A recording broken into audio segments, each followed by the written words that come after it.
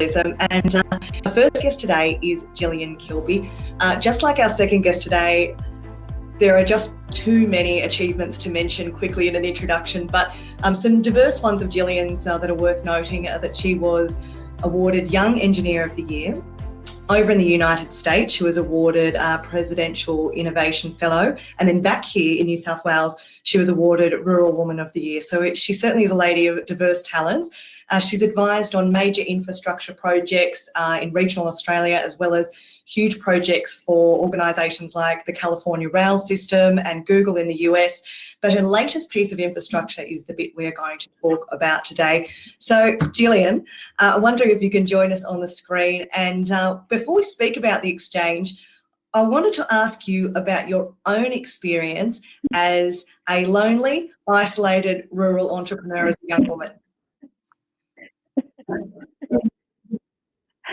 Thanks, Lindsay. Thanks for that introduction. And Peter, fascinating introduction. So many things that I want to talk about today touch on what you just spoke about. So the reason I'm here, like the journey I've been on for the past 8 years, really started in 2012 when I was running my business from a farm west of Walgett. And I'd love to, Lindsay, to throw a poll up there just to see how many people online are running their own business right now from a farm. And what I found after 3 years in isolation was that, or 4 years in isolation, was that my confidence started to fall away. And the confidence with which this 25-year-old started her own civil engineering firm from a farm near Walgett evaporated. And that essentially led me to the decision to leave regional Australia and head off overseas and to pursue further study. And I did an MBA at Stanford University, followed by a Master of Public Policy. If you've ever been in that situation where you've lost your confidence, you'll know that there's very few places to turn in a small regional town. And so when I returned from my 5 years overseas in California, the first thing I did was solve the problem for my 28-year-old self. So what did I need back then and what would be relevant today? And that's what I've built in Dubbo. That's the exchange. You can see from the poll, I'm not sure if everyone else can see that. Yeah, the results are public. 50%, 9 people are running their own small business in a rural area. Fantastic. Well, congratulations to you.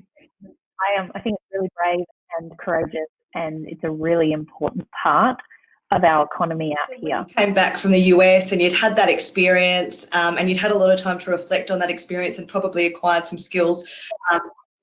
Sorry, Lindsay, I've just lost my sound. That's all right. Let me know when you can hear me and I'll throw you the question again. Beautiful, beautiful. I was just saying, so you had this experience as a young woman, as an engineer, running a business, went away to the US, had time to reflect on that experience and get some additional skills. You came back to New South Wales, and can you take us on the journey of the decision to purchase an 1880s building smack bang in the middle of Dubbo? What were you thinking? Well, there's a lot of people on our call right now who have been living in small rural towns, and I bet there's a building in every country town that needs a little love and needs a really great tenant. And for us in Dubbo, it was the Exchange. Well, it's now the Exchange. It was the old post office, 133 years old, designed by James Barnett, New South Wales' most famous architect. And it was owned by Telstra. It had been on the market for 7 years and never sold. But hundreds of people had taken the keys and wandered through it and thought, you know, how can I make this a reality? So I wrote a letter to the CEO of Telstra in 2017. In 2018, I still didn't have a sale contract. You know, we had been talking about this for a year. So I sent the CEO of Telstra a bunch of flowers. If you bring out the next photo, here he is. So this is after a year and a half of negotiating that first photo. If you just flick back one to that renovated photo, Lindsay. This is the building in the main street. So that's the CEO of Telstra, and at this stage it was sort of covered in pigeon shit and abandoned. At the 12-month mark, I sent the CEO of Telstra a bunch of flowers and I said, happy 1 year anniversary. And within another 6 months, we had a contract to sign. It took 12 months to settle the property. So we're now 2.5 years from the first letter being sent to the CEO of Telstra. Change doesn't happen overnight like COVID did. Some things take a really long time, and the one thing Telstra congratulated me on was patience and the ability to see the commercial opportunity for both people. I didn't go to Telstra asking for free. I didn't go to them asking for money. I did go out and try to get a grant and funding off the government, and everyone said no. Government say no to something like, Sorry, oh, Lindsay, no, good. Hold on, just let me keep talking and give me a thumbs up when the sounds come through. Hold on, you good? Oh, beautiful. Yep, so why would the government not come on board with something like putting a startup hub in the middle of a huge town like Dubbo? Absolutely. A population base of 120,000 people, centre of ag, centre of health for our region, and look at the vision for this building. We knew it would be an incredible renovation. We knew we could bring it back to life. It was a slam dunk from where I was sitting, but passionate rural person, has done all the spreadsheets, can tell you it will work.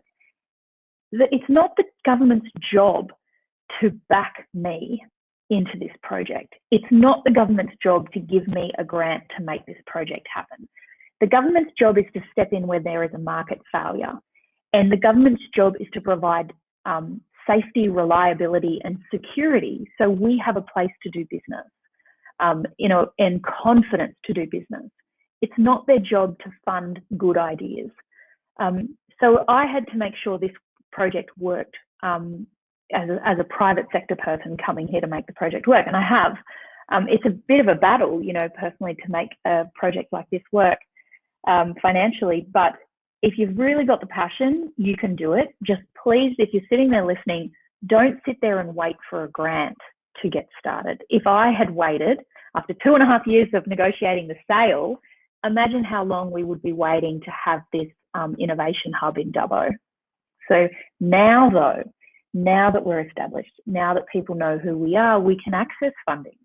So it's like we had to get the runs on the board and prove our value before we got started. What is the exchange today? For someone who's never been to Dubbo, never heard of the exchange, what does it do? What does it look like? Who goes there? Who benefits from it? Yeah. So the exchange is just an incredible space. It's part co-working space, which means we have about 30 seats to turn up and co-work from. We have 8 private offices. We have 8 meeting rooms that can seat anywhere from 2 people to 70 people. And it's such flexible, diverse space. Anyone can turn up and can have their professional presence for as little as $50 a day. And that's the proposition for regional businesses. We all have a home office. We can all run our businesses from home. But when you have one client meeting and when you just need to make that client meeting a success, great. Book a meeting room for $40 an hour. Book a private office for the day for $50 a day. Book a co-working seat in the front room for $50. And this is the space that we've fitted out. One of the pieces of feedback we got from people in Dubbo when we opened was, thank you for providing a space that is so beautiful that makes us feel good enough, that we feel like we deserve this. And very early on, the ABC media did a report, and they said, you've created a little slice of the city in a country town. And that was before COVID. Well, cities aren't cool anymore. So we've had to give up on our tagline that this is a piece of the city in a country town. On any day, you can walk into the exchange and you can find other business owners.